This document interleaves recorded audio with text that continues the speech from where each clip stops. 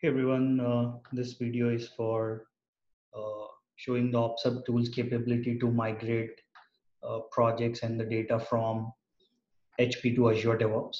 This is, and I'll be as quick as possible to keep it very short. OPSUB is an enterprise class software, and once installed, you can see the dashboard of the OPSUB, what you are syncing. You can see various color codings: gray, green, orange. Gray means it's a inactive sync. Green is an active sync with perfect health, and orange is active sync with some error. If I click on anyone, basically, I'll get to know what I am syncing as a dashboard and what was the last processed event, what time it was processed, also the health of the integration. I'll quickly take you to a step-by-step process of how to create a basic integration between any two systems that can facilitate the migration of data from one side to another. These were all the integrations that you saw on my dashboard. To create a new one, we'll click a plus. We'll give a name to the integration. Like this is going to be my HP to Azure DevOps for customer A. I can create multiple integrations. I have to select endpoints. To add endpoints, go to add system, select the systems that you want to add. For example, Micro Focus ALM. Uh, Fill all the parameters related and save it. I'm not creating a new one because uh,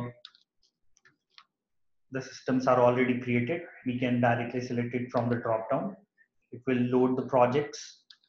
Similarly, I can do it on the Azure DevOps as well. It will load the projects. It will take a little bit time as this is a cloud system.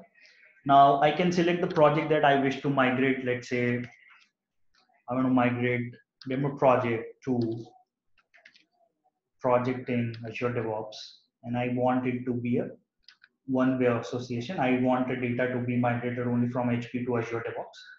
I can add as many projects in the single migration as many I want.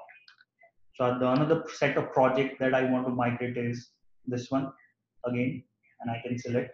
And I can keep adding as long as the item that I want to migrate at the artifact level and the field level are going to be exactly same. So the same, like let's say I'm going to migrate requirement defects and test case between from this to project of ALM to this to project of Azure DevOps, and all the fields, all the status, everything is going to be same in the configuration. I can create a single configuration and migrate all the projects together. Once we have selected the project, we can go at the artifact level. This side is the list of all the artifacts of HP. You can see a various like release cycles, defects, release requirements, test cases, runs, test sets, text execution, all those stuff. Let's say I want to sync the requirements. Similarly, I will create a product backlog item in the Azure DevOps, and this were all the artifacts of my Azure DevOps. Once we have selected what we want to migrate at the artifact level, I'll go at the field level. I'll select a field mapping. I'll go to the field. It'll take 10 seconds to load all the fields. You can start creating from scratch. These were all the fields of my HP. These are all the fields of my Azure DevOps. Uh, I can find out what all are mandatory field, what are read-only type of field, what are custom fields. So we can sync the data from the custom fields as well. Let's say we can start mapping the fields with the name like, uh, this is basically the name of the name field in HP equivalence to the title field. This kind of mapping we can do. Here you can see the association is bidirectional at the field level, but my projects are still going to be in one direction. I can map other fields with the automap feature, which is similar types of fields will be automatically mapped like description, priority, some custom other custom fields. Then I can map the status type of fields.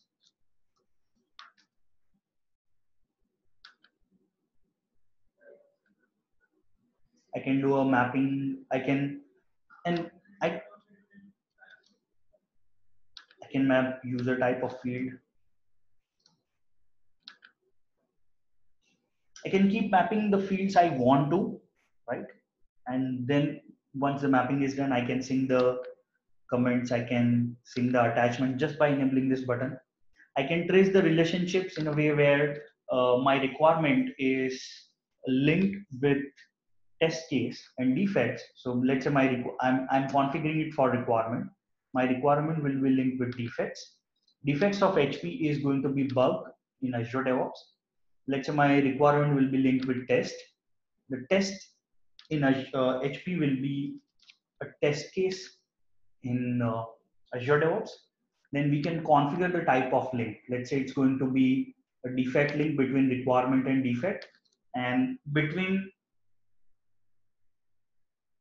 product backlog item and bug on Azure DevOps. The type of link is going to be, let's say, uh, blocked by or affected by.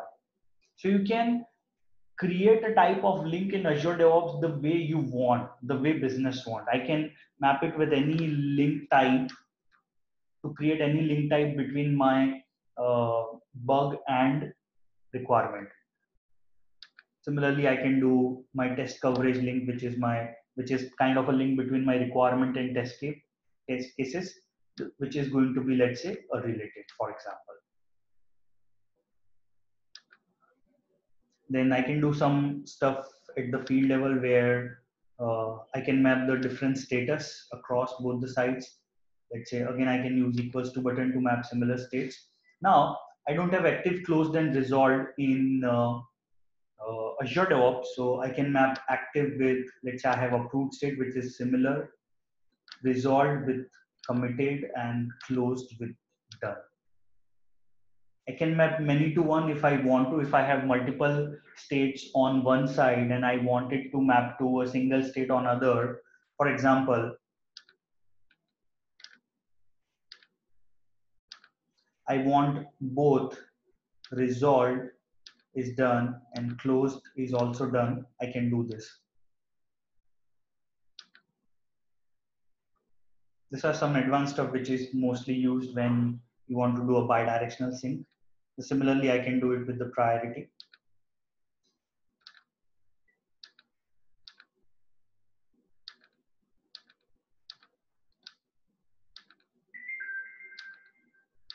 I can map urgent with one also, like many to one mapping.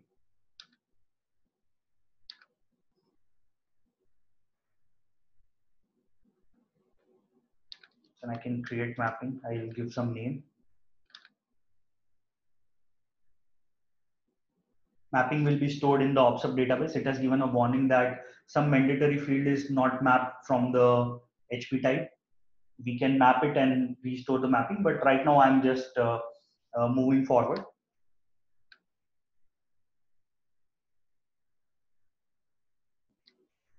Now, if I want to sync, so this is only a requirement. If I want to create a configuration for bug, I will edit here only. I'll select defect, and here I'll select bug. Now, if I've already created mapping earlier, I can select it already from the drop down. I can see all the mappings of my HP and Azure DevOps, and I can select one of the mapping. And I don't need to redo. If I want to do a multiple project integration in a different cycle, I will create a different configuration for different project, and I want to reuse the mapping every time. I can do it. Not every time I have to create a new mapping. We can do some filtering possible with like I want only open requirements to be migrated, or I want only open defects to be migrated. I can create a criteria like uh, the state which is not equals to closed, something like this. So the requirement which only with state not closed is are going to be migrated. Rest will not be. Now, other stuff which is very important, any integration tool, when the migration starts from the history, you can choose it to go back in the time in the year, let's say I want to migrate my data from 1st January. So I can choose to do that. So this means Observe will query HP to read data from 1st January 2007 onwards, and everything from that point onwards will be migrated.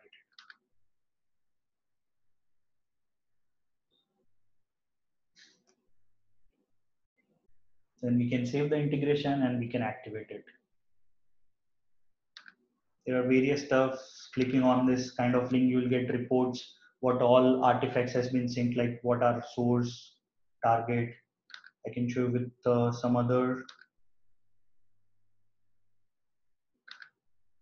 For example, you can see these are all my source artifacts synced as my target, and I can export that as a report so that I can cross verify how many defects are there in the HP and how many gets created.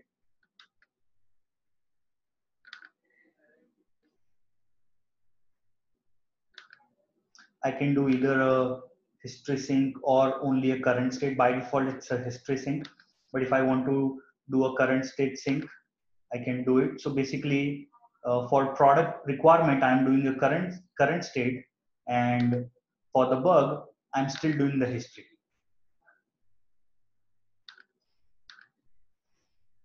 Or it's vice versa. Yeah. For bug, I'm still doing the history. For the product back requirement, I'm still doing the current state.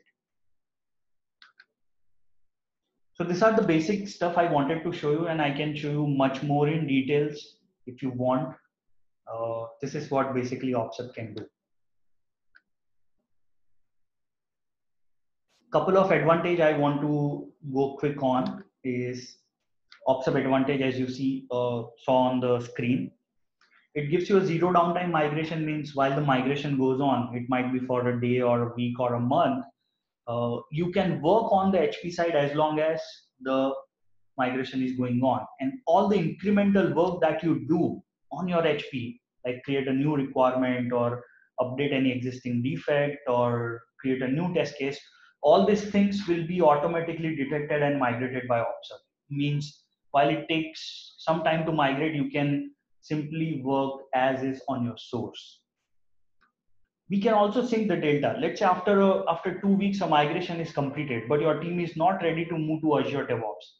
Reason they want to complete the work for current release in HP and then start new one in the Azure DevOps, or they may want to validate the data. This two stuff could take few days or a week time. While the sync is not going on, they are still working on HP.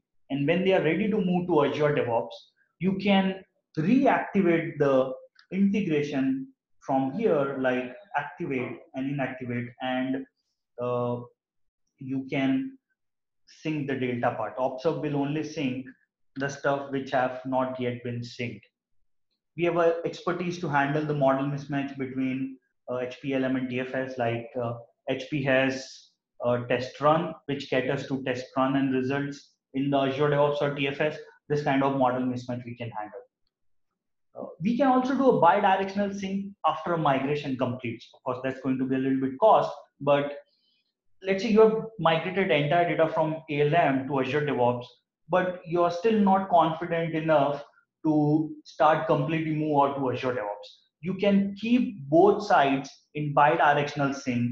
You already saw that at the field level, my things are bi-directionally synced, but my projects are only one direction, basically. So all my fields are bi-directional, but my projects are still in one direction sync.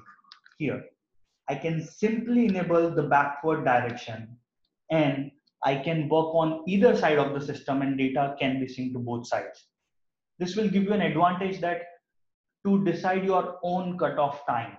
You have some project, some team working on one side, another team on other project on the other side, and keep both ways synced as long as you want.